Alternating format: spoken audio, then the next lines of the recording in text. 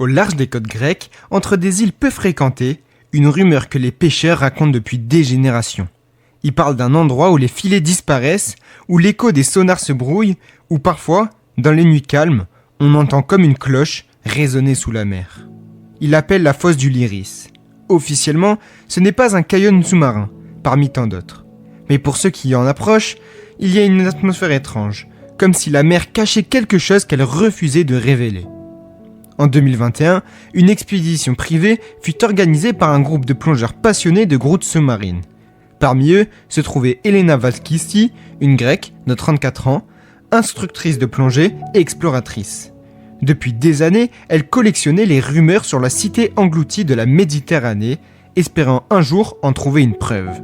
Elle croyait que le Liris, ce nom répété dans les villages de pêcheurs, pouvait cacher quelque chose de réel. Accompagnée de 3 amis, elle mit pied sur une mission secrète, loin des médias, loin des autorités. L'expédition se déroula au début du mois de septembre. La mer était encore chaude, mais les vents commençaient à tourner. Ils affrétèrent un petit bateau chargé de matériel lourd, recycleurs, caméras haute définition, lampes puissantes et des scooters sous-marins capables de les propulser au-delà de 150 mètres. Tout était préparé pour une plongée risquée.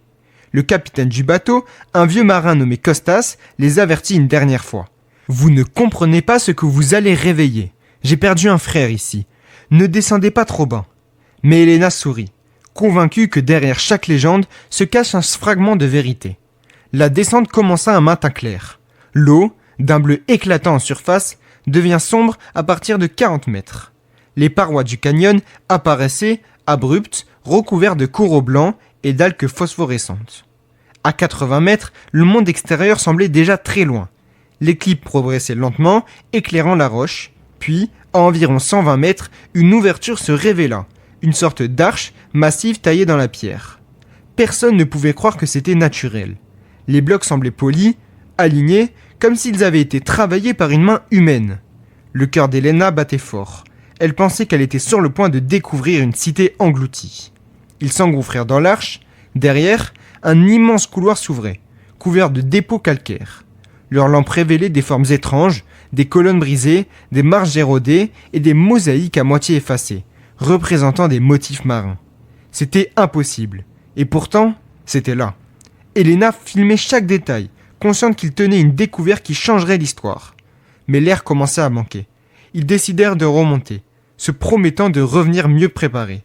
Le lendemain, ils plongèrent à nouveau, cette fois avec plus de bouteilles et un plan plus précis. Ils pénétrèrent plus profondément dans le couloir. Après plusieurs minutes, celui-ci déboucha sur une vaste salle effondrée. Au centre se dressait une statue massive à moitié renversée, représentant une femme tenant une conque. Autour, des fragments de murs portaient des inscriptions indéchiffrables. Elena, fascinée, s'approcha. Mais au moment où elle effleura la pierre, une vibration parcourut toute la salle. La poussière et le sable se mirent à flotter. Ses compagnons paniquèrent, lui faisant signe de reculer. Mais il était trop tard. Une fissure s'ouvrit derrière la statue et un courant puissant aspira Elena dans l'obscurité. Les minutes qui suivirent furent un cauchemar.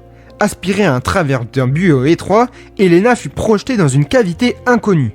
Sa caméra tremblait, son souffle devenait frénétique, et la lumière révéla une nouvelle salle, encore plus grande, ornée de piliers parfaitement sculptés. Mais cette fois, quelque chose bougeait, une silhouette. Immobile d'abord, puis un mouvement lent, comme une ombre gisant dans l'eau. Elena sentant son sang se glacer.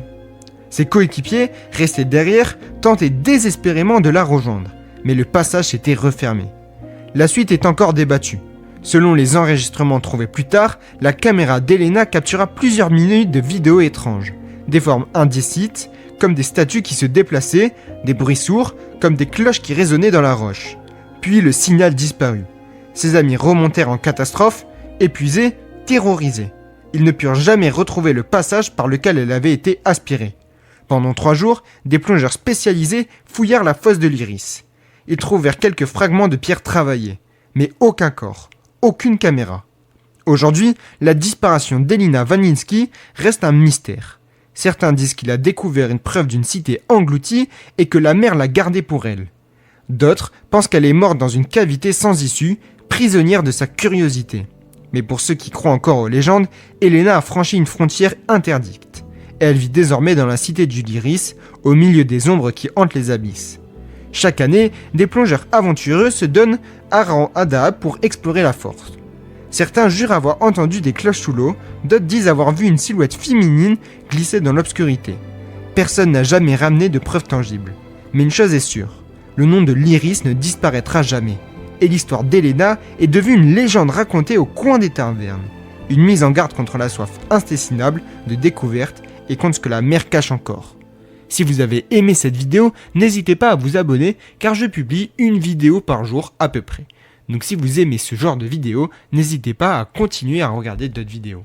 Au large de Méduse n'existe sur aucune carte officielle. C'est un nom que quelques pêcheurs de Méditerranée ont donné à une crevasse sous-marine à plus de 100 mètres de profondeur, près d'une côte isolée.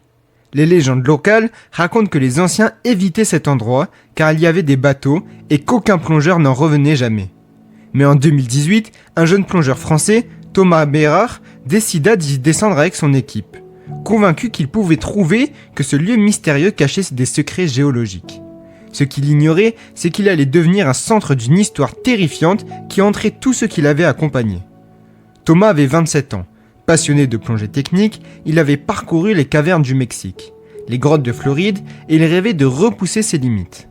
Ses amis disaient parfois qu'il n'avait peur de rien, et c'était peut-être vrai. Mais parfois, l'absence de la peur, c'est la pire des faiblesses. Lorsqu'il entendit parler de cette faille sous-marine, profonde et jamais explorée, il sut immédiatement qu'il devait s'y rendre.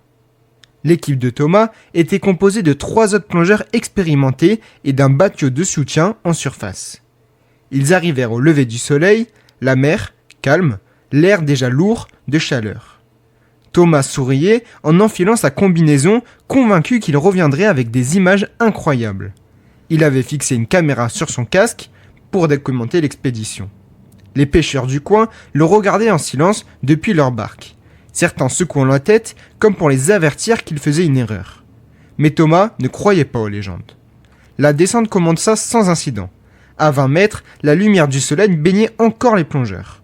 À 40 mètres, ils allumèrent leurs lampes car l'obscurité de la faille avalait tout. Les parois rocheuses s'écartaient comme si une gueule géante s'ouvrait devant eux. Thomas, en tête, filmait chaque instant. À 80 mètres, le froid et la pression se faisaient ressentir. Les instruments vibraient légèrement, comme perturbés. Ses coéquipières hésitèrent à continuer, mais Thomas insista. Il voulait atteindre le fond de la faille. À 110 mètres, la crevasse se resserra brusquement. Une étrange vase recouvert les rochers. Chaque mouvement des palmes soulevait des nuages opaques qui réduisaient la visibilité à quelques centimètres. Thomas sentit son cœur s'accélérer, ses amis frappaient sur leur porte, l'avertirent qu'il fallait remonter. Mais il fit signe qu'il continuait. Les autres décidèrent de s'arrêter et de l'attendre à un palier plus sûr. Thomas disparut dans l'étroite fissure. Sa caméra enregistrait son souffle, rapide et lourd. La faille semblait s'enfoncer toujours plus bas, comme si elle n'avait pas de fin. À 130 mètres, il trouva un espace plus large, comme une salle souterraine. Au centre, une colonne rocheuse couverte d'algues blanches semblait émettre une faible lueur. Thomas s'en approcha, fasciné. Il posa sa main sur la pierre. À ce moment précis, son manomètre indiqua une chute brutale de pression dans ses bouteilles, comme si l'air disparaissait. Affolé, Thomas tenta de remonter, mais la faille se refermait devant lui. Chaque fois qu'il battait de ses palmes, le sable et la vase formaient un rideau opaque. Ses battements de cœur s'entendaient dans le micro de sa caméra. Son souffle devient haletant, on l'entend murmurer quelques mots à peine distincts. Je ne la trouve plus la sortie.